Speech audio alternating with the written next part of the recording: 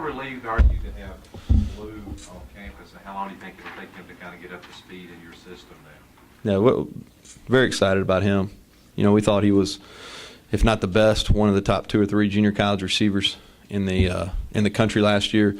Kid we signed at Texas Tech, had some great issues, went to Butler and community college and led them to the national championship game last year, was very productive. And he's a smart kid. We're going to take him slow. You know, he wasn't here during the summer and go through Coach Corum and Coach Edmonds' regimen. So we're going to take it slow and kind of gradually, you know, mentally and physically kind of get him in. But we do expect him to be a factor this year for sure. Neal, what do you expect from Ryan Simmons? Well, Ryan had a great high school career. I think, you know, obviously, Mark, you know that. But he's got the ability to run the football, and he's got the ability to play receiver. We're going to start him a receiver and teach him that aspect first. From a technical standpoint, it's a little tougher to learn. But he's also a guy that, if we have some depth issues at running back, can bounce over and play there too.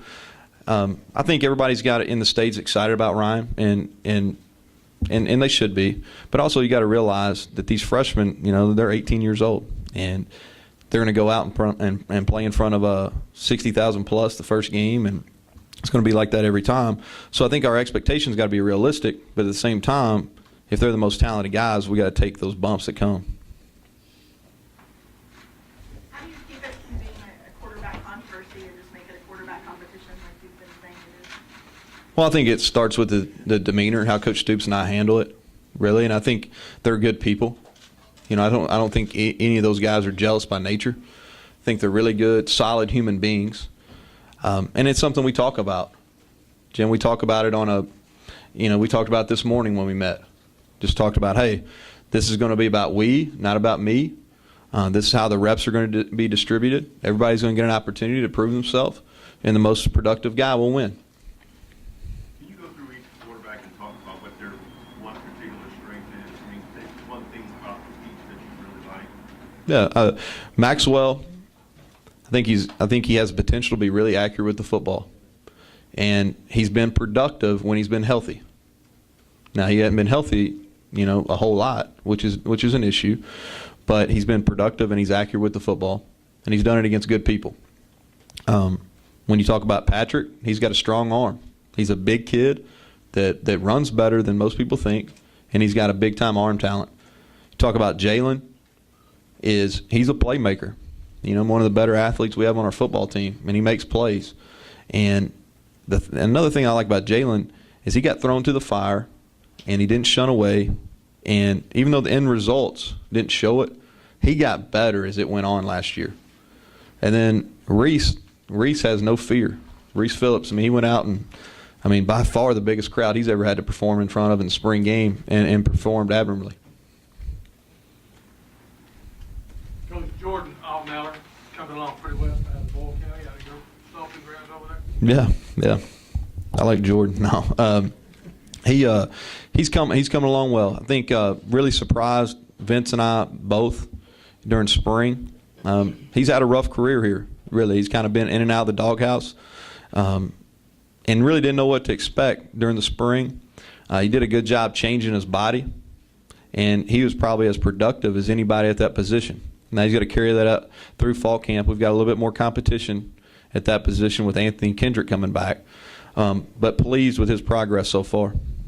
You said a couple times over the summer you may move some guys around on the offensive line. As far as what you and John want to do you want to make a decision pretty early so you can have 5 set guys, or will you continue all through camp to experiment with guys? Well, John, we're going to have to experiment some just because we like depth. You know, like at right tackle, Jordan Swindle, we'll start him at right tackle when we get going this afternoon.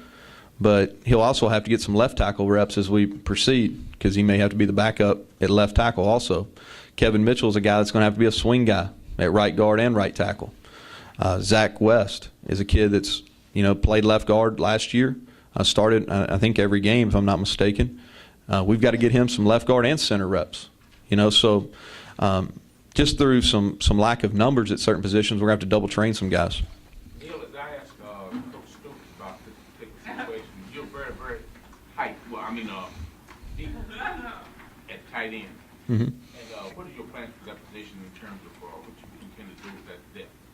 Well, I think we've got a lot of numbers.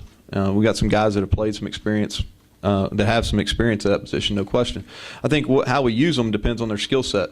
You know, are some of the bigger kids, are they going to be able to stand up and do what we want as slot receivers? Are some of the guys that are maybe a little slighter, are they going to be able to do what we want to with their hand down?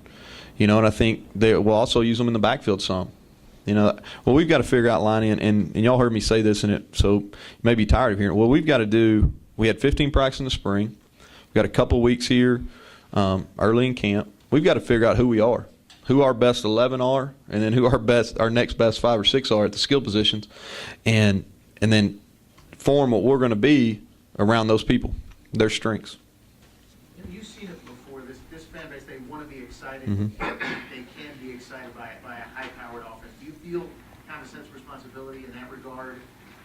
I mean, that's what they're paying me to do. If that's what you're asking, they, we're, and this will get redundant. But what we've got to do is, and when I talk to our guys, when I talk to them for the first time as a unit here later this afternoon, we're going to coach them with the expectations they're going to be great.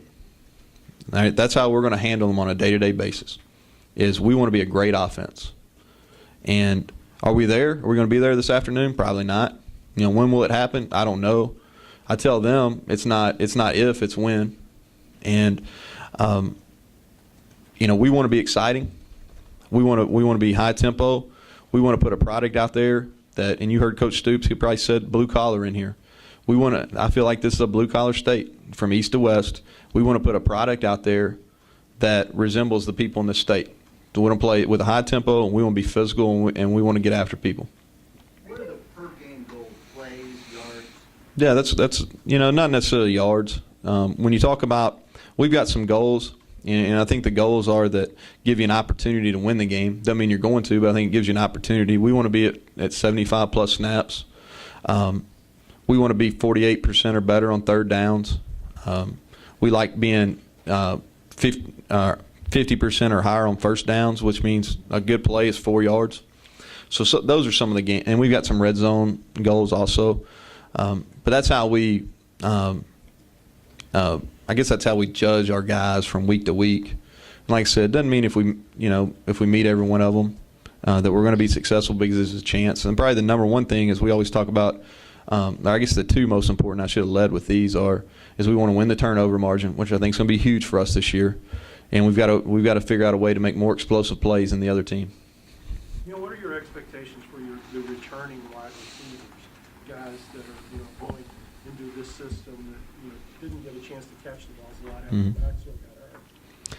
Well, I'm excited to see them this afternoon. I'm excited to see how much improvement there is from when we finished the spring game till now.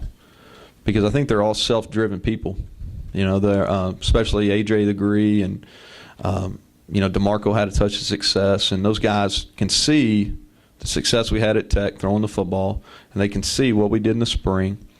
So we need those guys to come along. I don't think there's any way to dodge that or anything. We need those guys to come on and be players for us. A lot of the growth that we make at wideout is going to be. That's going to depend on how we do as an offense, and and I go back to this.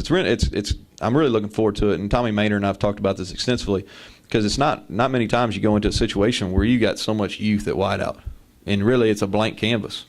We've got our opportunity to really mold these guys and develop them. Is it going to be? Do you want to pull out your hair at some point? Yes, no question. There's going to be some growing pains, but also it's going to be a fun time and a really teaching time. Was there some kind of formula or something at play? Because you said 48% third down versus just round it off to 50. There's a couple stat websites and stuff that we just kind of went back on that. Nothing real exciting. Are you completely opposed to playing more than one quarterback in a game? What's your stance on that, and does that stance change when you look at your options right now? No, I don't think you ever have a closed mind about anything. I think it's always better, I think, if you have one clear-cut guy that goes out and wins the job. But if there's no separation, I think that you've seen it in the past. Coach Spurrier does it a lot, I think. They've used multiple quarterbacks. I think there's scenarios where that can be successful. Got time for a couple more. You expect the kids working in the summer, the quarterbacks, to be that much better than they were in spring? Well, I think they'll be improved, Alan. Yeah, there's no question.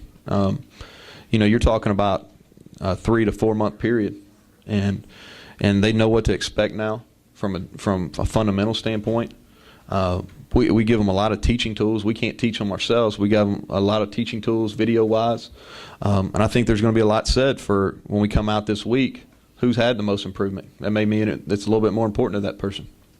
Last question. About wanting to be up-tempo and also to reflect the people of the state. Mm-hmm. There's I think a perception that blue collar is running the football and not passing it. Do you think up-tempo can be blue collar? Yeah, I think there's no question. If we're playing more plays, that means we're working harder. If we're running 85 and the other one's running 65, we're getting a little bit more effort. No, I think we're going to, running the football is always going to be a part of what we do. There's no question. It's important, especially in this league. We've got to be able to establish it, and especially kind of where we're at as a unit right now. We're going to depend on some play action passes for some big.